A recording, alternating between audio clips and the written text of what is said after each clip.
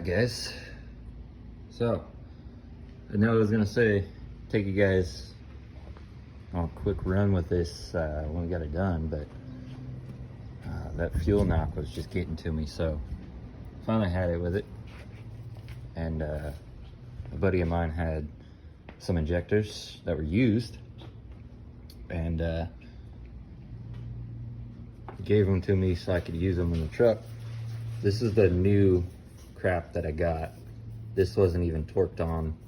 Like, I didn't even break that loose. It was just spinning, so no bueno. This was the knock culprit. But after I got another one in there, I noticed this one was leaking compression out of the threads. And I don't know if you can see it, all that carbon buildup. So and the needle tips stuck. So that injector was no good either. So the way you fix a compression leak is you replace the copper washers. That's the seal to the tip. But you don't want to just reuse them, even if you just pulled it out to look at the injector tip or whatever. They're one-time use, they crush. You gotta replace them or else that'll happen. And when it gets bad, you just leave it alone, leaking compression like that, it'll lock that tip into the head. And then you're really screwed, because you either gotta get an extractor or you're pulling the head. And it's no fun. So what I'm doing, I already cleaned these up on a wire wheel, but cracking the tip off, and inside it you have, let's see if I can get this to focus. Come on, focus. Come on.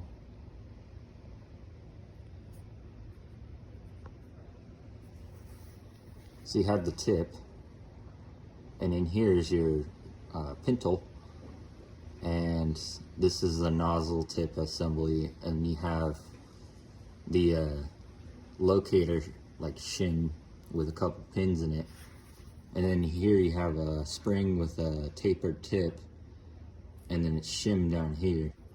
So if you want to clean your injector, and don't go cracking them open on brand new ones, like, just, this is redneck desperate, don't want to pay for new ones today, trying to get this fuel knock to go away so I can drive the truck till I can get head studs and all the other fun stuff that I want, because I don't want to spend $400 on stock injectors to put stage ones in them 6 months from now, essentially. So inside of that, I'll crack this one open. I shouldn't be able to do this. They're like 95 foot-pounds of torque. Well, there's shims inside of there. I don't care about this. That's why I'm just cracking it open. You have your spring and your tapered seat.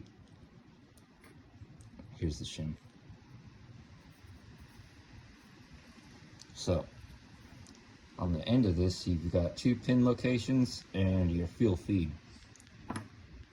And then in the tip, you've got this guy. It's that locating, it's got a taper on it and everything. And then the tip, here's your nozzle. Here's the pintle. And like, I just blew it apart. It's not the way you want to do it, but carefully open it up. Don't lose your shims or anything, and just clean it up with like throttle body solvent or brake clean. And you want to make sure that this pintle can spin in this tip. You want it to spin. You don't want it to stick. This has to be buttery smooth. This one is not. It sticks. you put it in there and you can spin it a little bit. Make sure it's perfectly smooth, and you won't have to worry about that injector, because all of these injectors, they were all gummed up. So I've been soaking them, pull them apart, clean them, put them back together the way they were, and then there's no issue. So I need to put this back on here.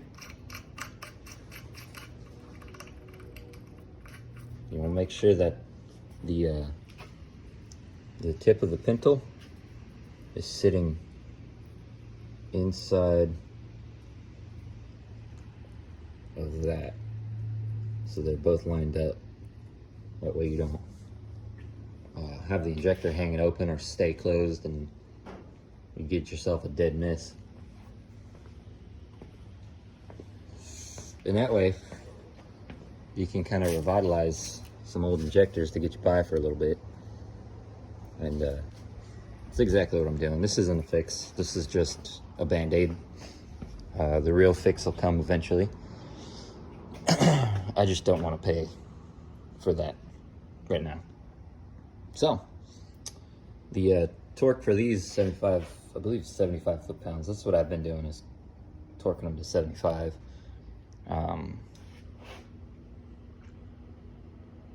That way they have proper seating, because you want this torque down. It applies pressure on the spring that gives you your pop pressure and all that fun stuff. So I'm gonna finish this up, put it all back together, put the O-rings back in it, and fire it up again. Hopefully my compression leak is gone, because another bad thing is if it starts leaking compression out of that, your cylinder's not going to do as well, and it could torch the head. So you just want to be careful. So I'll see you in a bit, guys. All right, so here's my only complaint about these return rails. They cut the O-rings because there's not enough taper on the other side. I don't have anything to really deburr it and taper it, the R&D IDI ones.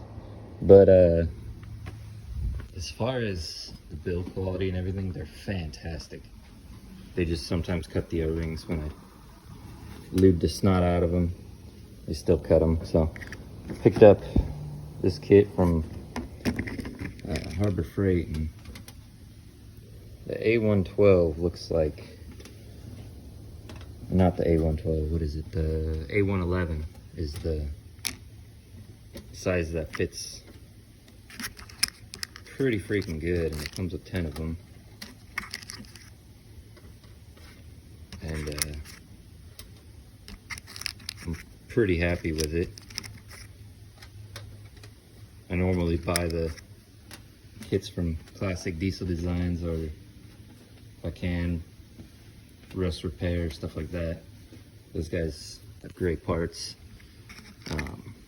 But when I don't have the ability to get them, because they're shipping them, they're not local to me, I like to use these kits. And these are Viton seals. They're not just regular rubber O-rings. Because to tell you, I have O-rings for days.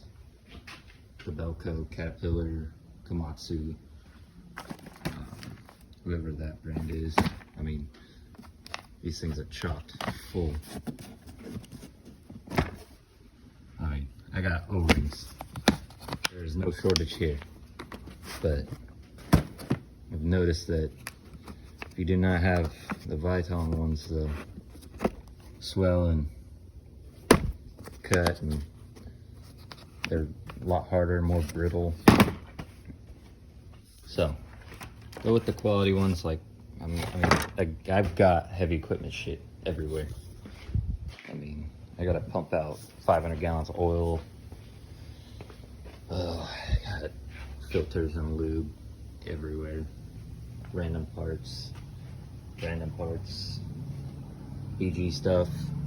So, needless to say, I've tried and experimented with my fair share of O-rings on those injectors, and just found that the Viton ones are what it likes, what it needs, keep it from leaking. So just wanted to throw that out there. These are Harbor Freight. They're not.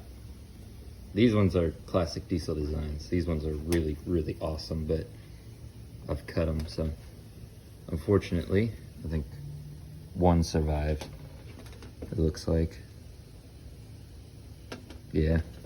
Looks like only one of them really came out unharmed. And I literally put these on there like 5 minutes ago because I put that new injector in there, and then I saw the bubbling around the base of the other one, and I was like, yeah, well, I gotta come back off. So, but yeah, a little bit of brake clean to clean out the bore, compressed air to blow all the dirt and crap upward, and just try and keep the cylinder as clean as possible. Was using a plastic spoon, like a trim spoon, to carry out some of the carbon. So plastic's a lot easier to burn than metal in my mind. So anyways, I'm gonna get this thing buttoned up and see how it does. Make sure we don't have any more compression leaks.